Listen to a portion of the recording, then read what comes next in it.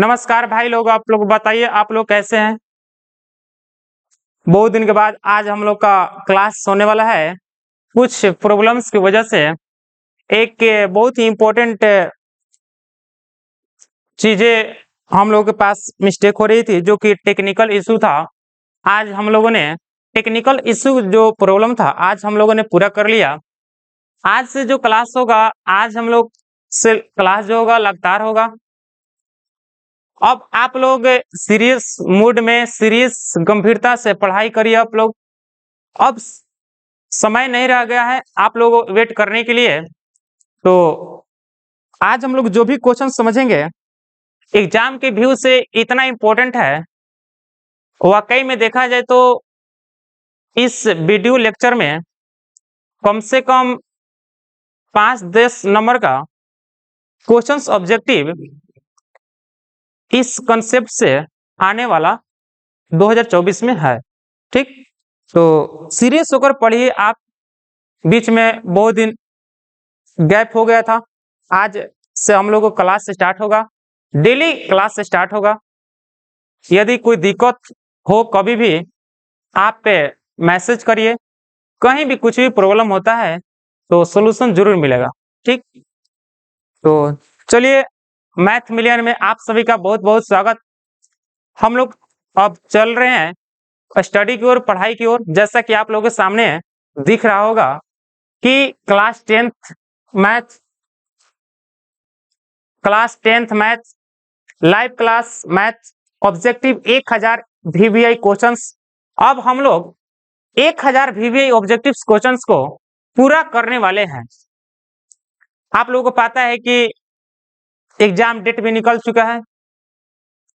अब टारगेट बना लीजिए एक एक दिन का कि आज हमें किस टॉपिक को पढ़ना है, कौन से चैप्टर को कवर करना है। अब उस तरीके के आप रूटीन बना लीजिए, डे बाय डे का रूटीन बनाइए कि आज मैं मैथ में ये चैप्टर कंप्लीट करना है तो कंप्लीट करना है। ठीक ना, तो स्टार्ट करते हैं। ऑब्जेक्टिव का स्टार्ट कर रहे हैं सेशन। ठीक, धीरे धीरे बता दें आप लोगों को कि ऑब्जेक्टिव का ही नहीं, बशर्ते आप ये भी यकीनन मानिए कि लॉन्ग क्वेश्चंस और शॉर्ट क्वेश्चन जितने भी बोर्ड एग्जाम में आए हुए हैं प्रीवियस क्वेश्चंस, उसको भी सॉल्व कराया जाएगा। और जितने भी गेस क्वेश्चंस होते हैं, यानी जो 2024 में आने वाले हैं इंपॉर्टेंट क्वेश्चंस, आप लोगों को सामने प्रोवाइड किया जाएगा और सॉल्यूशन के साथ प्रोवाइड किया जाएगा।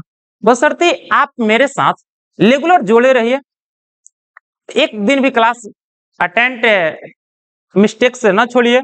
ठीक ना, तो चलिए आज हम लोग क्लास स्टार्ट करते हैं। फर्स्ट दिन बिना समय को अफवाह में इधर उधर ना करते हुए स्टार्ट कर रहे हैं क्लास आज बहुत दिन के बाद। चलिए स्टार्ट करते हैं। हम लोगों ने लगभग देखा जाए तो पिछले क्लास तक मैंने बोला था कि 50 क्वेश्चंस हो गए थे। उसके बाद जो आज ऑब्जेक्टिव क्वेश्चंस है उसको सॉल्यूशन कराएंगे। वो भी क्वेश्चंस जो है प्रीवियस क्वेश्चंस भी हैं और जो आने वाले ऑब्जेक्टिव टाइप्स होते हैं क्वेश्चंस उसको भी सॉल्व कराएंगे। चलिए स्टार्ट करते हैं। जैसा कि ये आप लोगों के सामने क्लास 12th हिंदी है, मैथ हिंदी है। ये अभी आप लोगों के लिए रेडी कर रहे हैं। अभी ये इसका क्लास नहीं होने वाला है, लेकिन रेडी कर रहे हैं, एग्जाम तक रेडी हो जाएगा। चलिए, ये क्वेश्चन सॉल्यूशन हो गया था, इसके बाद देखते हैं।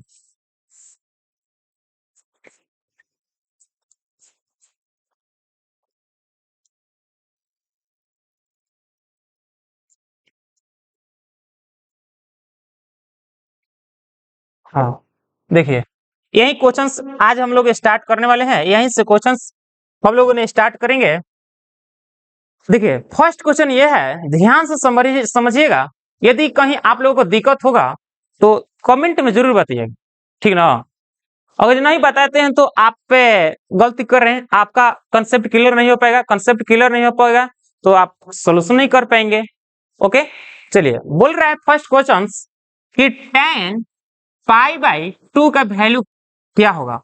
आप बता दें कि जो π/2 दिया हुआ है एक रेडियन में लिखा हुआ है। रेडियन में इसका वैल्यू डिग्री में देखा जाए तो पाई का मतलब ये होता है 180 डिग्री। जब यहाँ पर पाई/2 लिखा है तो क्या मैं यहाँ से 180 डिग्री बाटा में 2 नहीं लिख सकते हैं? जब 2 लिए तो यहाँ से 90 बार में 90 डिग्री।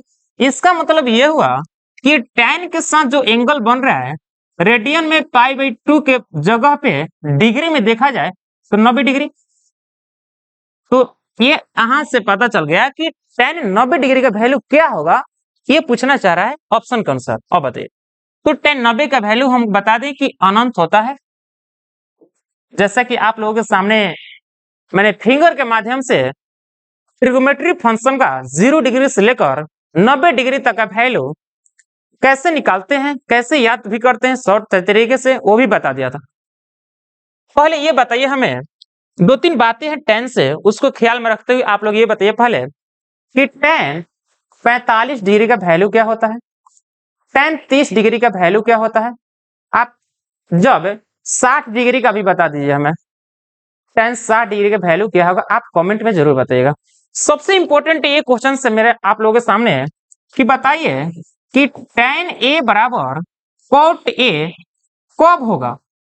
tan A बराबर cot A, ऑप्शन नंबर ये रहेगा, ऑप्शन ए में दिया है 45 डिग्री, बी नंबर ऑप्शन में दिया है 60 डिग्री, और सी नंबर ऑप्शन में दिया है 90 डिग्री, और डी नंबर ऑप्शन में दिया है 30 डिग्री। आप ये बताइए कि कब tan A बराबर cot A किसके बराबर होगा। tan A बराबर cot A किसके बराबर होगा, एंगल कितना डिग्री पर, बताइए पहले।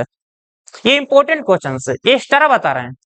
कभी भी हम बताएंगे क्वेश्चंस तो उसके साथ 1-2 एक्स्ट्रा जरूर रहेगा।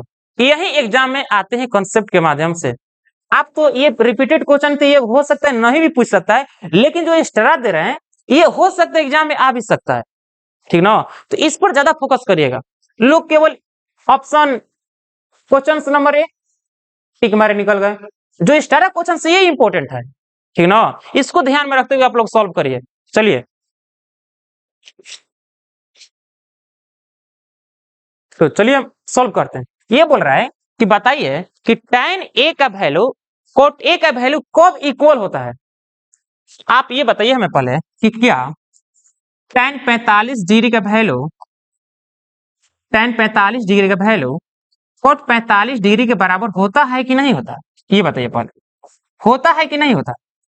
तो मैंने क्या पूछा कि tan A किसके बराबर होगा, cot A के। तो बताइए tan cot का यहां से देख सकते हैं, और एंगल के क्या बन रहे हैं, ए है, और यहाँ पर एंगल 45 डिग्री तो डायरेक्टली इसका 45 आंसर इसका टिक लगा सकते। एक और ऑप्शन से मार सकते हैं आप, पूरा कोण यदि पढ़े होंगे तो आप इसे 2 तरीके से भी बना सकते हैं। अब बताइए पहले, क्या हम tan A बराबर cot की जगह पर tan 90 माइनस ए नहीं लिख सकते हैं, बताइए। cot A का पूरा कोण tan 90 माइनस ए होता है। अब बताइए tan से tan और कंपैरिजन किया जाए तो tan से tan कंपैरिजन किए तो इसको कैंसिल कर देते हैं, यहां से एंगल भी कंपैरिजन करेंगे, मतलब a इक्वल टू 90 माइनस ए। अब बताइए ए यहाँ जो कहते हो माइनस से तो प्लस इधर हो जाएगा बराबर 90 डिग्री। आप ये बताइए कि यहाँ से 2a बराबर 90 डिग्री, तो यहाँ से a बराबर 90/2 नहीं होगा, यानी 45 degree is the correct answer. कितने लोगों को ये कंसेप्ट क्लियर हो पाया, यहां तक आप लोग जरूर बताइए। कितने लोगों को यहां तक कंसेप्ट क्लियर हो पा रहा है कि नहीं हो पा रहा है, ये बताइए पहले आप लोग। हम उम्मीद करते हैं कि आप लोगों को ये कंसेप्ट जरूर समझ में आ गया होगा। यदि आदेश आप लोग देते हैं तो नेक्स्ट क्वेश्चन की ओर बढ़ते हैं। कितने लोगों को ये कंसेप्ट समझ में आ गया है कि नहीं आ गया है, बताइए पहले। अब नेक्स्ट क्वेश्चन की तरफ बढ़ते हैं। अब बताइए, अब पूछ रहा है बताइए आप कि 1/√3 किसके बराबर आता है। तो बता दें कि tan 30 डिग्री का वैल्यू 1/√3 होता है, tan 60 डिग्री का वैल्यू √3 के बराबर होता है, और tan 45 डिग्री का वैल्यू 1 के बराबर होता है। और ये भी लिख दे रहे हैं आप लोगों के सामने कि tan 90 डिग्री का वैल्यू अनंत भी होता है। कितने लोगों को यहाँ तक कंसेप्ट समझ पा रहे हैं कि नहीं समझ पा रहे हैं कि tan 30 डिग्री का वैल्यू tan30 डिग्री का वैल्यू 1/√3 होता है, और tan60 डिग्री का वैल्यू √3 होता है, और tan45 डिग्री का वैल्यू 1 होता है, और tan90 डिग्री का वैल्यू अनंत होता है। तो बताइए कि 1/√3 किसके बराबर है? तो बताइए 35 के बराबर नहीं है, तो किसके बराबर होगा? 35 के बराबर, ऑप्शन नंबर डी। कितने आसानी से समझ पा रहे हैं बताइए आप, यदि कंसेप्ट क्लियर हो या यदि इसका वैल्यू याद हो। इसी तरीके क्वेश्चंस बोर्ड में एग्जाम में आते हैं, एक भी लेंदी क्वेश्चंस नहीं आते हैं, सब छोटे छोटे कॉन्सेप्ट के माध्यम से आते हैं, जो कि आप लोगों को क्वेश्चंस पे प्रैक्टिस करवा देंगे। डायरेक्ट आएगा क्वेश्चंस बोर्ड एग्जाम में, इसमें कोई आपको चिंता करने की जरूरत है ही नहीं, ठीक ना। अब आते हैं नेक्स्ट क्वेश्चन पढ़ते हैं। कितने लोग ये सही है, अब समझिए।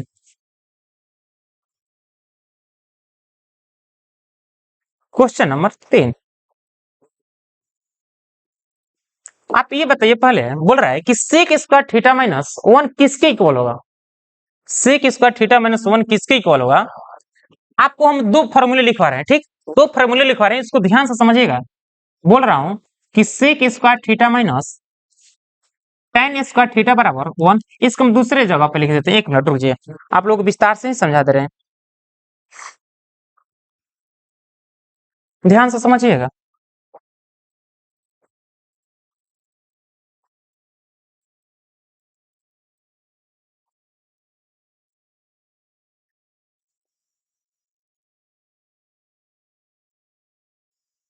ध्यान से समझिए, मैं बोल रहा हूं दो फॉर्मूले लिख रहा हूं, sec square theta minus tan square theta बराबर 1 के इक्वल होता है कि नहीं होता है बताइए? Sec square theta minus tan square 1 के इक्वल होता है। जब यहाँ पर एंगल थीटा बन रहा है तो यहाँ पर भी एंगल थीटा बन रहा है, तब हम इक्वल क्या करेंगे 1, और इसका पावर भी 2 है, पावर भी 2 है, तो मारेंगे हम 1 ऑप्शन। अब बताइए क्या मैं यहां से हम सेक स्क्वायर थीटा बराबर 1 प्लस ये माइनस है तो राइट हैंड साइड में जाएगा तो प्लस हो जाएगा tan स्क्वायर थीटा के बराबर। कितने लोगों क्लियर है? अब बताइए सेक स्क्वायर थीटा है तो क्या हम सेक थीटा भी लिख सकते हैं? स्क्वायर है तो अंडर रूट हो जाएगा, अंडर रूट कैसे होगा ये भी बता दें, 1 प्लस tan स्क्वायर थीटा। अब बताइए पहले कि एक्स स्क्वायर बराबर हम लिखते हैं 4, तो क्या हम x बराबर अंडर रूट 4 नहीं लिखते हैं? x बराबर अंडर रूट 4 नहीं लिखते हैं? तो इसी प्रकार यहाँ पर स्क्वायर है तो क्या हमें अंडर रूट लिख दिया तो कोई गलती कर दिया नहीं ना, आप समझ। अब क्या हमें सेक स्क्वायर का वैल्यू निकाल देते, क्या मैंने tan स्क्वायर का थीटा नहीं निकाल सकता है वैल्यू? सेक स्क्वायर जाएंगे तो सेक स्क्वायर थीटा माइनस 1 बराबर में tan स्क्वायर थीटा के बराबर हो।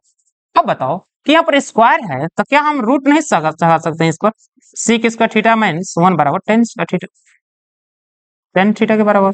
कितने लोगों को बात ये कंसेप्ट क्लियर है? अब बताइए कितने लोगों को क्लियर है बताइए? यही ना पूछा है कि सेक स्क्वायर माइनस 1 किसके इक्वल होगा? किसके इक्वल होगा? अब बताइए सेक स्क्वायर माइनस 1 किसके इक्वल होगा? सेक स्क्वायर माइनस 1 किसके इक्वल होगा? अभी बताएं कि tan स्क्वायर के बराबर होता है, tan स्क्वायर थीटा है। जब यहाँ पर थीटा है तो यहाँ पर भी क्या थीटा बनना चाहिए? थीटा बने। अगर इसके जगह पर कि tan स्क्वायर a लिखा तो ये गलत हो जाएगा। क्यों गलत होगा? क्योंकि यहाँ पर एंगल क्या बन रहा है? थीटा बन रहा है, यहाँ पर भी थीटा होना चाहिए, और यहाँ पर एंगल दूसरा ले लिए, ये गलत हो जाएगा। इस बात को ध्यान में रखिए पहले, ठीक ना। आप समझिए नेक्स्ट क्वेश्चन, ये बोल रहा है कि साइन π/4 माइनस cos π/4 का वैल्यू क्या होगा? बताइए कि साइन π/4 का मतलब ये होगा कि 45 डिग्री माइनस cos 45 डिग्री का वैल्यू। और बताइए साइन 45 डिग्री का वैल्यू 1 में √2 माइनस 1 cos 45 के वैल्यू बराबर होता है 1/√2 से 1/√2 घट गया तो 0 हो गया, इसका value is correct B answer हो गया। आप ये बताइए कि π/4 को मैंने 45 डिग्री कैसे लिखा? ये आपका वैल्यू जो है रेडियन में दिया हुआ है, ये वैल्यू भी दिया गया क्या रेडियन में, तो डिग्री में मैंने चेंज किया 45 डिग्री। अब रेडियन से डिग्री में कैसे चेंज करते हैं उसको ध्यान से समझिएगा।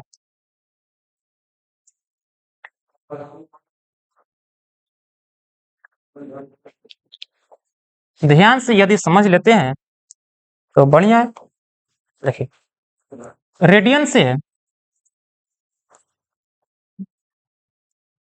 डिग्री में बदलने का नियम यह है कि यदि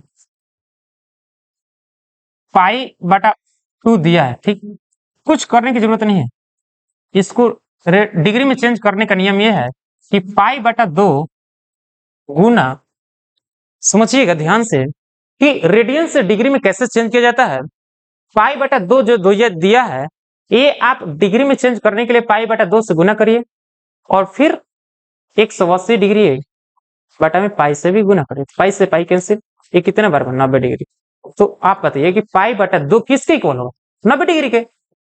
तो बोला है क्वेश्चन में कि साइन π/4, तो π/4 का वैल्यू निकाल रहे हैं। देखिएगा, बताइए कि π/4 का निकाला जाए, π/4 का वैल्यू निकाला जाए तो इसको हम रेडियन में दिया हुआ है तो डिग्री में चेंज करेंगे तो π/4 जो कहते हो अगुना 180 डिग्री पाई, 180 डिग्री बटा पाई, तो पाई से पाई कैंसिल, कितने डिग्री में? 45 बार में। तो क्या हम इसके जगह पर 45 डिग्री नहीं लिख सकते हैं? तो यही नहीं आप लोगों के सामने बताया गया है ना कि जो 45 π/4 जो दिया गया है वो 45 डिग्री का होगा। मैंने इसीलिए तो 45 डिग्री क्या किया, इक्वल किया। तो ऑप्शन नंबर ए जो करेक्ट आंसर है। हम नेक्स्ट क्वेश्चन बढ़ते हैं।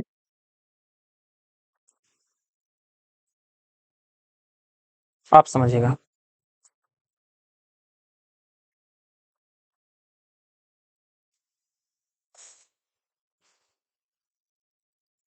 अब ये देखिए, ये इंपॉर्टेंट क्वेश्चन है।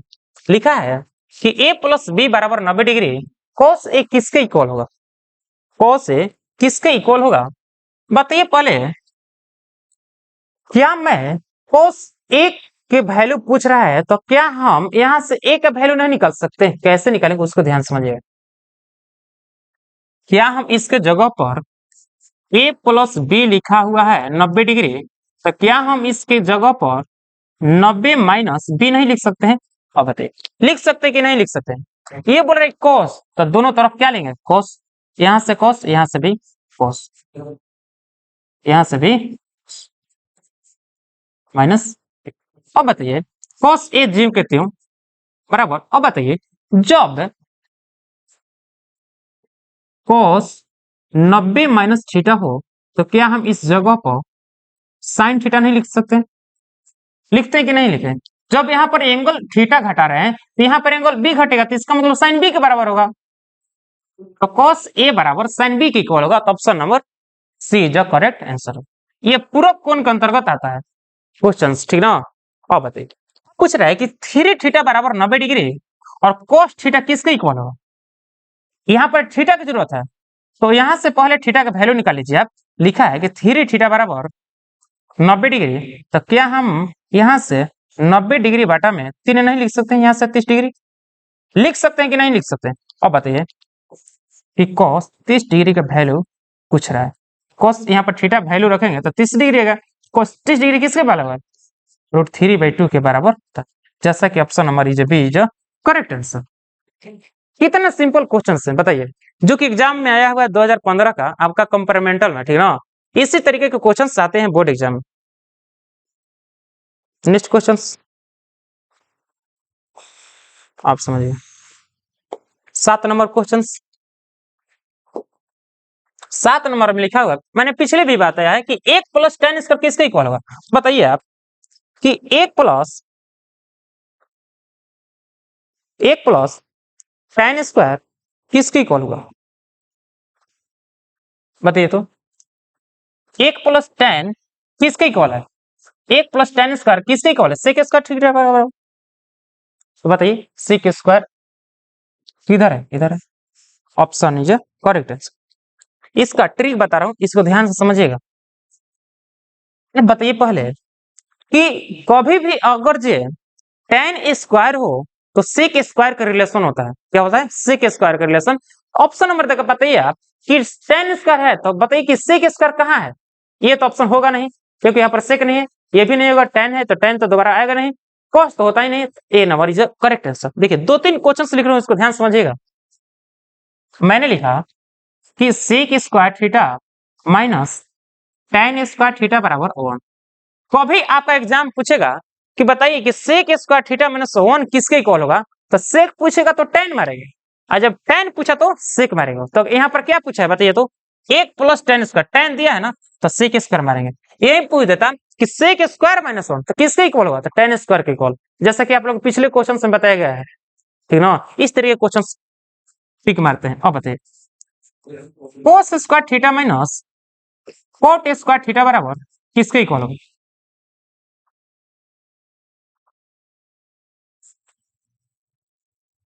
cosec square theta minus cot square theta किसके इक्वल होगा, 1 के इक्वल। अब यदि यहां से पूछे कि cosec स्क्वायर थीटा माइनस 1 किसके इक्वल होगा, तो cot स्क्वायर के थीटा के बराबर होगा, ठीक ना। यदि पूछे क्वेश्चन कि 1 प्लस cot स्क्वायर थीटा किसके इक्वल होगा, तो cos स्क्वायर के इक्वल होगा। समझ रहे हैं कि नहीं बात, ये बताइए पहले। यहां तक मैंने बोला कि यदि cos स्क्वायर थीटा 1 से रिलेशन हो तो क्या हम ऑप्शन मारेंगे, cot स्क्वायर। यदि क्वेश्चन 1 और cot स्क्वायर से रिलेशन दिया हो तो cos स्क्वायर आंसर मारेंगे। कितने लोग ये बात, मेरी बातों को समझ पा रहे कि नहीं समझ पा रहे, ये सबसे पहले आप बताइए, क्योंकि ऑप्शन टिक पर ही मारा जा सकता है बिना दिमाग लगाए हुए। अब बताइए, मैंने बोला कि tan स्क्वायर है तो मैंने क्या बोला था, sec स्क्वायर के इक्वल होगा। और जब sec स्क्वायर माइनस 1 किसके इक्वल होगा, तो tan स्क्वायर, क्योंकि sec स्क्वायर tan स्क्वायर के रिलेशन होता है, ठीक ना। तो बोर्ड इतना लेंदी नहीं पूछता, आराम से आप डायरेक्टली मार भी सकते हैं। अब बताइए, ये भी क्वेश्चन पिछले बार में बताया 1/3 किसके इक्वल होगा, बताइए tan 30 के बराबर। ये आपका वैल्यू जो दिया है रेडियन में दिया है, 30 डिग्री की जगह पर बताइए क्या मैं 30 डिग्री की जगह पर π/6 नहीं लिख सकते हैं, तो option number C is a correct answer. कितने लोग बात क्लियर है, एक सेकंड के 2 सेकंड की बातें हैं, बता दे रहा हूं आपको कि डिग्री से रेडियन में कैसे चेंज करते हैं वैल्यू, जरा इसको समझिएगा ध्यान से। यदि समझ लेते हैं तो आपका 11th क्लास का एक टॉपिक कवर हो जाएगा, ठीक ना। यदि समझ लेते हैं बातों को तो 11th क्लास का एक टॉपिक आपका कवर हो जाएगा, ध्यान से समझिएगा, ध्यान से समझिएगा कि कैसे हम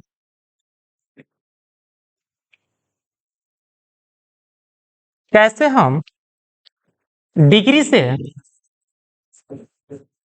रेडियन में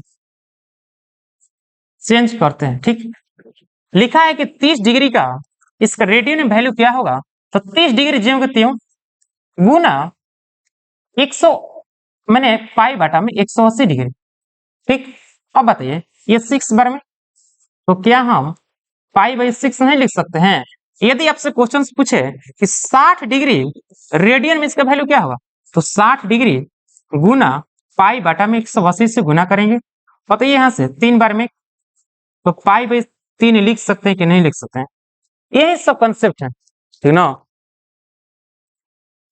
जैसे कि आप लोगों के सामने 30 डिग्री का 30 डिग्री ज्यों कितने हो, ये 30 डिग्री को मैंने ज्यों के त्यों लिखा, तो 30 डिग्री और रेडियन में सॉरी डिग्री में चेंज करना है तो पाई बटा में, डिग्री में चेंज करना है तो 180 डिग्री बटा में पाई, सॉरी मैंने मिस्टेक कर दिया, यहाँ पर 30 डिग्री है, रेडियन में चेंज करना है तो 30 डिग्री गुने पाई बटा में 180 डिग्री, ये 6 बार में, तो क्या मैंने पाई बटा 6 नहीं लिख सकते हैं इसके जगह पर। तो जैसा कि आप लोगों के सामने ऑप्शन नंबर सी है। नेक्स्ट क्वेश्चन की तरफ बढ़ते हैं, क्वेश्चन नंबर 9। आप समझिए एक इंपॉर्टेंट है, यदि समझ लेते हैं इस क्वेश्चन को तो एंगल से वैल्यू निकालने से ज्यादा, इससे अब ज्यादा क्वेश्चन नहीं आते, ठीक ना। समझिएगा, लिखा है कि √3 cos थीटा 2 लिखा है, तब थीटा किसके इक्वल होगा, लिखा है क्वेश्चन कि √3 cosec थीटा बराबर 2, तो क्या यहां से हम मैंने cos थीटा बराबर 2/√3 नहीं लिख सकते हैं। आप ये बताइए पहले कि cos थीटा में 2/√3 किसके इक्वल होगा, cos थीटा में मतलब 2/√3 किसके एंगल के इक्वल होगा, ये पूछा है। तो cos थीटा में 2/√3 देखा जाए तो ये जो वैल्यू है cosec 60 डिग्री इक्वल होगा, तो बताइए cos से cos यहाँ थीटा का क्या काम कर 60 डिग्री, तो option number A is a correct answer हो जा सकता है। इसे आप 2 तरीके से बना सकते हैं, लेकिन इतना आप टाइम पास नहीं करेंगे। अब नेक्स्ट क्वेश्चन चलिए, अब बताइए कि 1 प्लस tan स्क्वायर, मैंने क्या बोला, जब tan स्क्वायर देखे तो sec स्क्वायर थीटा, तो सेक स्क्वायर थीटा लिख दिए। बताइए यहाँ पर एंगल ए है तो यहाँ पर थीटा नहीं लिखेंगे, एंगल ए लिखेंगे, बटा कोस स्क्वायर, कोसिक स्क्वायर है, कोसिक स्क्वायर है। अब बताइए क्या मैं यहाँ से कोस स्क्वायर को एक बटा में कोस स्क्वायर नहीं लिख सकते हैं, बटा कोस स्क्वायर, कोसिक स्क्वायर को एक बटा में साइन स्क्वायर नहीं लिख सकते हैं।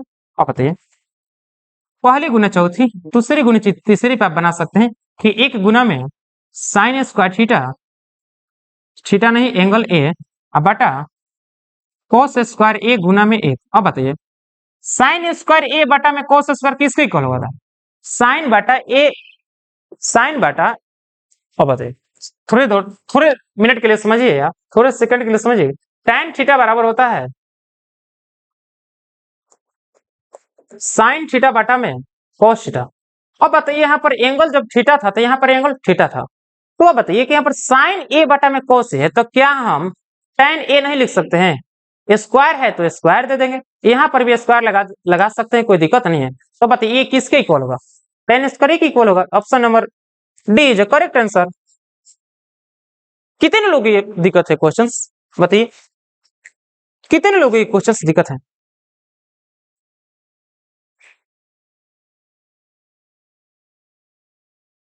आप समझिए।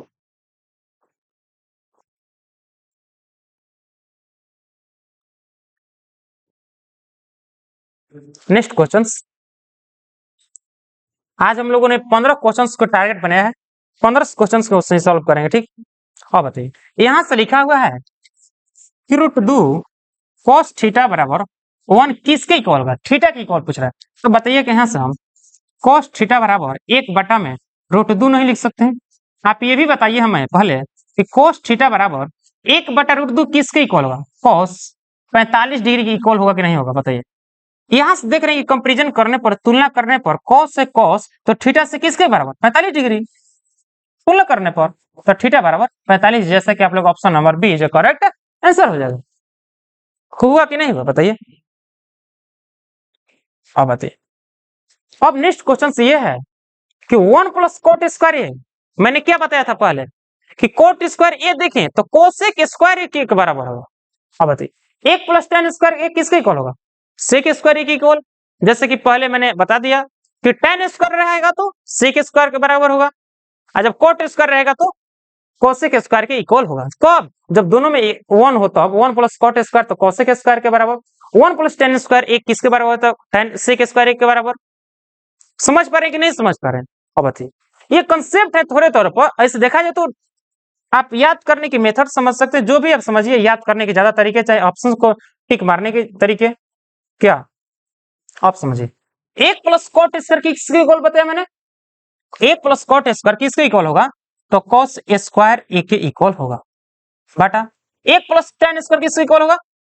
सेक स्क्वायर ए के इक्वल होगा। अब बताइए कि cos स्क्वायर ए क्या मैं एक बटा में साइन स्क्वायर ए नहीं लिख सकते हैं? बटा सेक स्क्वायर क्या लिख सकते हैं? एक बटा में cos स्क्वायर ए को इक्वल लिख सकते हैं कि नहीं लिख सकते?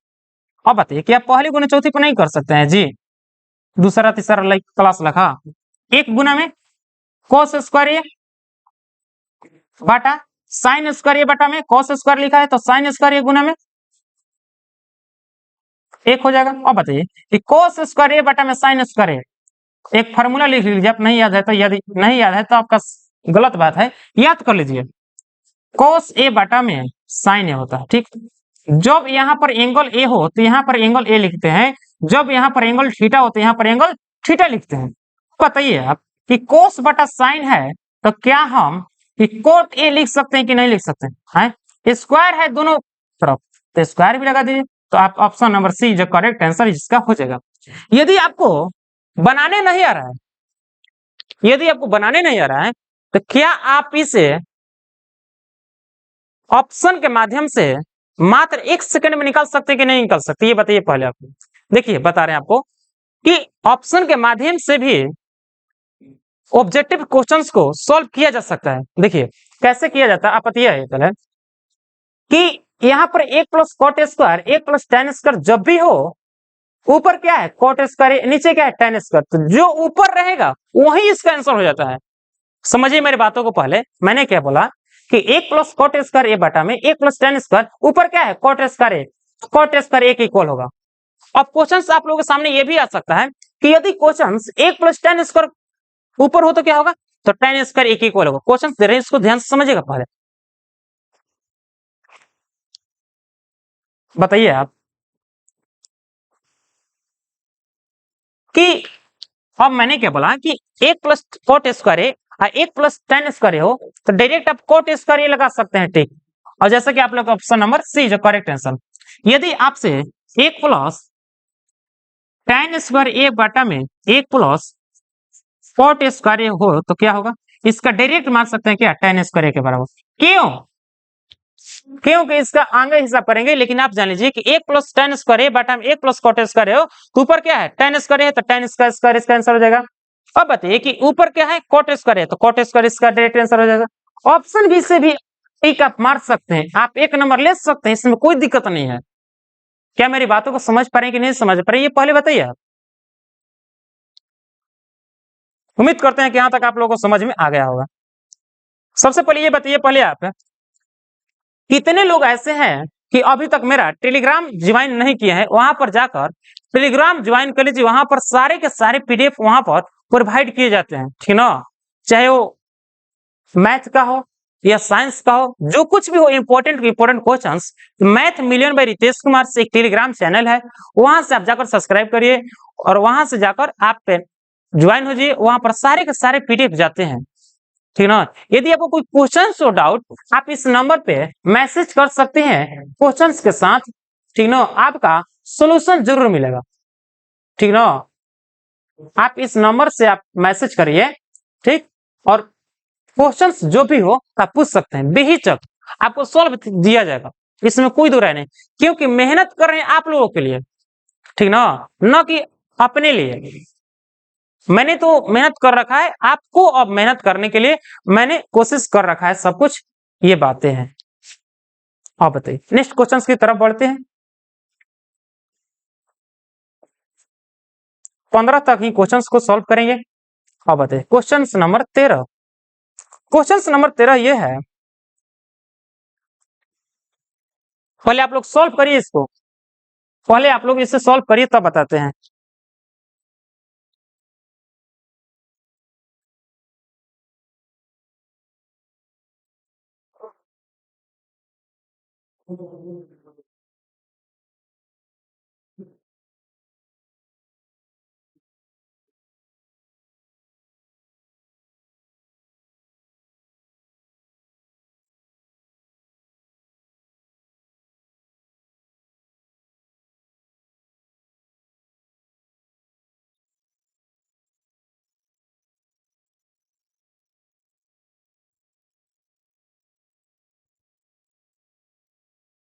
कि आप लोगों ने क्वेश्चंस को पढ़ रखा, कि आप लोगों ने क्वेश्चंस को ध्यान से पढ़ लिया, सॉल्यूशन कर लिया, आंसर आप लोगों ने कमेंट में दे दिया कि नहीं दे दिया, बताइए आप समझिए। लिखा है कि साइन थीटा बराबर 3/5, इसे 2-3 तरीके से आप बना सकते हैं, एक तो फार्मूले के माध्यम से भी, और एक आप पे एक मैंने लंब बटा कर्ण जो फार्मूला पढ़ाया था पिछले क्लास में, वो भी आप फार्मूले के माध्यम से निकाल सकते हैं। अब देखिए आपको दोनों तरीके से आपको समझाएंगे, ध्यान समझिएगा। बताइए पहले कि साइन थीटा बराबर रूट 3/5 लिखा है, तो ये बताइए पहले कि साइन थीटा बराबर फार्मूला क्या होता है, लंब बटा में कर्ण होता है, ठीक। तो यहां से 3/5 दिया है, इसका मतलब ये हुआ कि लंब का वैल्यू 3 है और कर्ण का वैल्यू 5 है। आप यहां से आधार का वैल्यू निकालिए, पहले आधार का यहां से वैल्यू आप निकालिए। आधार का फॉर्मूला ये होता है कर्ण स्क्वायर माइनस लंब स्क्वायर, तो कर्ण के स्क्वायर 5 के स्क्वायर माइनस लंब के स्क्वायर, इसका मतलब 3 के स्क्वायर, 5 के स्क्वायर 25 माइनस 3 के स्क्वायर 9, तो आप घटा कर लिख सकते हैं √16, इसका 16 का वर्गमूल 4 होता है। तो आप बताइए कि cos थीटा जो फॉर्मूला होता है आधार बटा में कर्ण होता है, तो क्या मैं यहां से आधार का वैल्यू 4 आया है और कर्ण का वैल्यू 5, तो 4/5 ऑप्शन इज ए करेक्ट, जो इसका आंसर हो जाएगा। आप इसे दो तरीके से भी निकाल सकते हैं। आप बताइए यहाँ से कि cos थीटा का वैल्यू निकालना है, तो cos थीटा का वैल्यू साइन से रिलेशन क्या होता है? सबसे पहले समझिए इस कंसेप्ट को। एक स्टैंडर्ड लड़के को ऐसे बताते हैं हम, जैसे कि आप लोग ऑफलाइन में सब कुछ बता दिया गया है। 1 माइनस साइन स्क्वायर थीटा होता है under root 1 minus sine theta का वैल्यू क्या दिया है? 3/5 का होल स्क्वायर। क्या यहां तक लिख सकते हैं कि नहीं लिख सकते हैं? अब बताइए। लिख सकते हैं, तो क्या मैं यहां से भी ये भी तो काम कर सकते हैं? 1 माइनस 3 का स्क्वायर 9/5 का स्क्वायर 25। क्या अब सोल्यूशन तो भी कर सकते हैं ना? 25 एकम 25 माइनस 9/25। ये बताइए,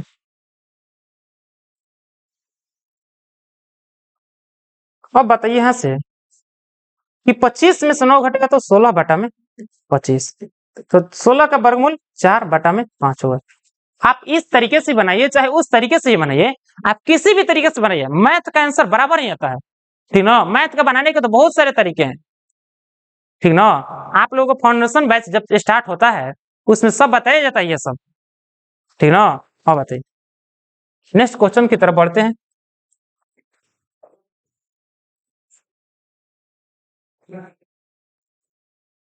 आप समझ 9 sec square theta minus 9 tan square theta, कि आपको दिख नहीं रहा यहाँ से कि sec square theta minus tan square एक फार्मूला होता है, और दोनों में से यदि 9 कॉमन ले ले तो एक फार्मूले पर डाइवर्ट हो जाएगा। अब बताइए 9 में से कॉमन ले लिए यहाँ से, तो सेक स्क्वायर थीटा माइनस यहाँ से tan स्क्वायर थीटा के बराबर होगा। आप ये भी बताइए हमें कि sec square theta minus tan square theta किसके इक्वल होता है? 1 की इक्वल होता है। तो 1 की इक्वल होता है तो 1 से गुना कर दिए इक्वल टू 9। इसका option is A correct, B is correct answer. आप लोगों के सामने ये भी क्वेश्चन आ सकता है, ध्यान से समझिएगा। आया भी है, ये भी बताइए। पहले एक क्वेश्चन लिख रहा हूं, इसका आंसर बताइएगा कि 8 sec square theta minus 8 tan square theta किसके इक्वल होगा? ठीक ना? ऑप्शन नंबर दे भी दे रहे हैं इसका, आप बताइए। ऑप्शन नहीं देंगे, दोनों में से 8 कॉमन, यहां से sec square theta minus tan square theta. तो बताइए आप कि 8 गुना sec square theta minus tan square theta किसके इक्वल होता है? 1 के इक्वल होता है। तो 1 के इक्वल होगा तो 8 गुना 1 बराबर 8। ऑप्शन जो होगा वो आप समझ सकते हैं। जैसे कि ये क्वेश्चंस आ भी चुका है, प्रीवियस क्वेश्चंस भी है दोनों। ठीक ना? इसलिए बता दे रहा हूं। ठीक, आप समझिए। नेक्स्ट क्वेश्चंस,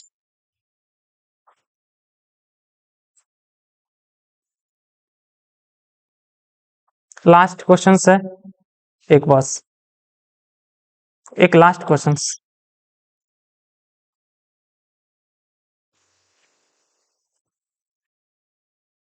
समझिएगा। लिखा है कि 2 साइन 38 डिग्री बाटा में कोस 52 डिग्री, यदि कभी भी एंगल का योग 90 डिग्री हो तो उसे पूरा कोण कहते हैं। अब बताइए कि यहां से जो एंगल ऐड कर रहे हैं 38 डिग्री और 52 डिग्री, क्या नहीं दिख रहा है आपको 90 डिग्री जोड़ने से? अब बताइए, साइन का पूरा कोण कॉस होता है और दोनों का एंगल जोड़ने पर 90 डिग्री हो, इसका मतलब इसका वैल्यू 1 के इक्वल होगा। तो जब बाटा में हो तब 1 गुना में 2 बराबर 2 इज अ करेक्ट आंसर हो जाए। लेकिन बनाते कैसे हैं उसको ध्यान से समझिएगा, इंपॉर्टेंट यहाँ पर ये है। ठीक ना? ऑप्शन को केवल टिक मार देना ये इंपॉर्टेंट नहीं है, कॉन्सेप्ट को समझना ये इंपॉर्टेंट बातें हैं, उसको समझिएगा बात को। ठीक, अब समझिए। मैंने लिखा कि 2, आप इसमें से दोनों में से कोई एक को चेंज करिए, साइन को या कोस में चेंज कर सकते हैं। तो बताइए क्या हम साइन के जगह पर साइन जेव के त्यों लिख दिए 90 माइनस, आप ये बताइए कितना एंगल घटाएं कि 38 डिग्री आएगा? 90 में से कितना एंगल घटाएं कि 38 डिग्री आएगा? बताइए कि 52 डिग्री घटाएंगे तो आपके सामने 38 डिग्री आ जाएगा बटा कोस 52 डिग्री, कोस 52 डिग्री। आप ये बताइए जब साइन 90 माइनस थीटा हो तो क्या हम कोस थीटा लिखते हैं नहीं लिखते हैं? लिख दे रहे हैं यहां से कि साइन 90 माइनस थीटा हो, यहां से हम कोस थीटा भी लिखते हैं। तो क्या हम इसके जगह पर 2 साइन के जगह पर कोस थीटा के जगह पर क्या काम कर रहे हैं? 52 डिग्री, 52 डिग्री। बाटा नीचे क्या दिया है cos 52 डिग्री, तो cos 52 से 52 एक हो जाएगा, 2 इज करेक्ट, इसका राइट आंसर होगा। कितने लोगों को यहां तक आप लोग समझ में रहे हैं कि नहीं समझ पा रहे हैं, ये बताइए पहले। कितने लोगों को यहां तक समझ में आ रही है कि नहीं आ रही है, पहले आप लोग कमेंट में जरूर बताइए। उम्मीद करते हैं कि यहां तक मेरी बातों को पूर्ण रूप से समझ पा रहे होंगे।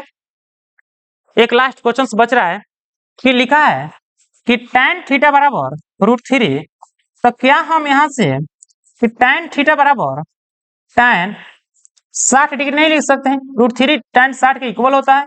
tan से tan कंपेरिजन किए तो यहाँ थीटा भी से एंगल कंपेरिजन करेंगे हो, तो निकल गया क्या से थीटा बराबर 60 degree. Option is D is correct answer है। तो यहीं तक ऑब्जेक्टिव क्वेश्चंस को आज समाप्त करते हैं। कल मैंने टारगेट को रखा है 30 से 35 क्वेश्चन को ऑब्जेक्टिव को सॉल्व करेंगे, क्योंकि एक दिन में 30-35 को ऑब्जेक्टिव क्वेश्चन को सॉल्व करते हैं कम नहीं है। वाकई में मानिए तो एक क्वेश्चन से आपको सॉल्व नहीं किया जा रहा है, बशर्ते ये भी बताया जा रहा है कि एक क्वेश्चन के साथ साथ 2-3 क्वेश्चंस को भी ऐड किया जा रहा है, और कंसेप्ट नए नए जो आते हैं इस बोर्ड में उसको भी ऐड किया जा रहा है। क्या मेरी बातों को सुन पा रहे हैं कि नहीं सुन पा रहे हैं, ये बताइए पहले। तो आज का क्लास आप लोगों के सामने कैसा लगा ये बताइए पहले आप लोग। क्या आप लोगों के पास वीडियो क्वालिटी और साउंड क्लियर जा पा रहा है कि नहीं जा पा रहा है, ये भी आप लोग बताइएगा कमेंट में जरूर, आप लोग ये बताइए। ठीक, अब बताइए मेरे प्यारे भाई और बहनों कि मेरा क्लास अभी तक आप लोगों को कैसा लगा, कितने लोगों को अच्छा लग रहा है, ये बताइए पहले। यदि आप लोगों को अच्छा लग रहा है तो अपने दोस्तों के पास बताइए कि यहाँ से 10th क्लास के लिए संपूर्ण तैयारी कराया जाता है।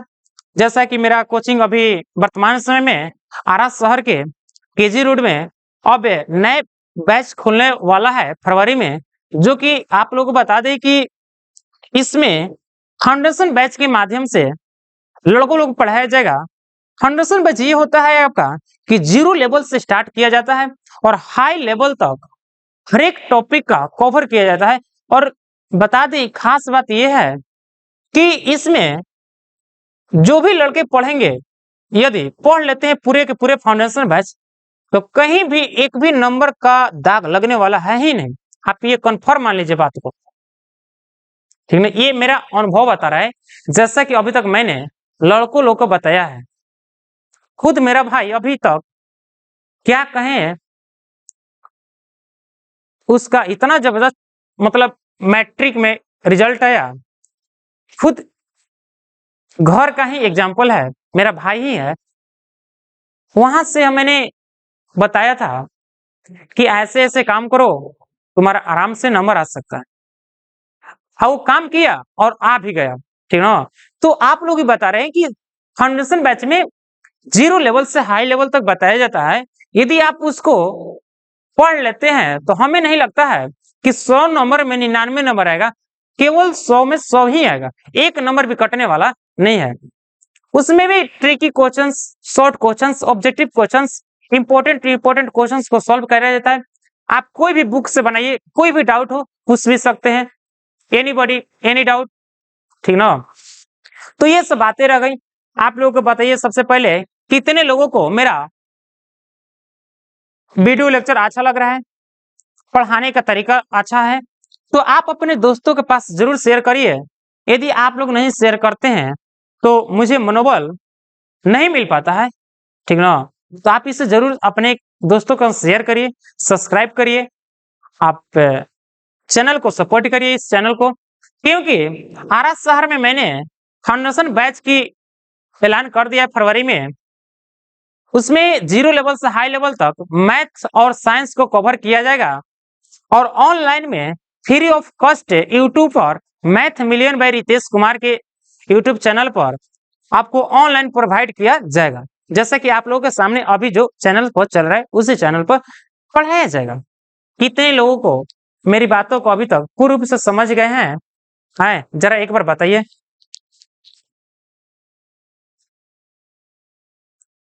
इसी तरीके से आप लोग मेहनत करते रहिए, एकदम संपूर्ण तैयारी होगा, कोई दिक्कत होने वाला नहीं है।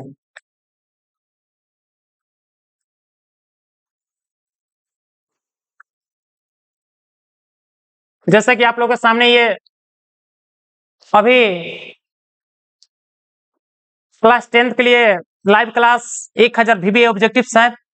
अभी कुछ बैलेंस बन जाएंगे लोग तो हम लोग स्टार्ट कर देंगे, कोई दिक्कत होने वाला नहीं है। अब बात रह गई कैसे एग्जाम्स में 100 में 100 लाएं, तो उसके लिए एक स्पेशल वीडियो भी बना देंगे, कैसे मैथ को आसान तरीके से समझाया जाए, कैसे लड़कों लोग का 100 में 100 नंबर आए, ये भी आप लोगों के सामने एक वीडियो बनाकर अपलोड करेंगे। कोई दिक्कत होने वाला नहीं है। यदि कोई दिक्कत हो आप इस नंबर पर मैसेज भी कर सकते हैं, आप बात भी कर सकते हैं, हमें ऐसे कोई दिक्कत नहीं है। कोई क्वेश्चंस भी, आप क्वेश्चंस डाउट भी हो, आप इस नंबर पर जरूर से जरूर आप इस नंबर पर मैसेज करिए। कोई भी डाउट हो आप पूछ सकते हैं, ठीक ना। कोई भी डाउट हो तो आप पूछ सकते हैं। पीडीएफ के लिए Telegram channel Math Million by Ritesh Kumar, वहां से जाकर आप ज्वाइन हो जाइए, ताकि सब के सब नोटिफिकेशन पीडीएफ से उसी में जाता है। जैसा कि आप लोग के सामने Math Million by Ritesh Kumar के टेलीग्राम चैनल है, वहां से आप लोग ज्वाइन हो जाइएगा। तो आज आप लोग का क्लास कैसा लगा ये बताइए पहले। तो यहीं तक मैंने आज क्लास को समाप्त करता हूं। आप लोग अपने दोस्तों के साथ जरूर शेयर करिए कि आप लोगों से रिक्वेस्ट है मेरा, एक भाई होने के नाते आप अपने दोस्तों के पास जो 10th क्लास में पढ़ते होंगे उनके पास शेयर करिए। सब्सक्राइब करने के लिए आपको बता दीजिए और ज्वाइन अधिक से अधिक कराइए। आप एक बार पढ़िए, उसके बाद जो कुछ भी प्रॉब्लम होगा उसको सॉल्यूशन किया जाएगा। तो चलिए हम यहाँ तक क्लास खत्म करते हैं। आप लोगों से अलविदा लेता हूँ। जय हिंद, जय भारत।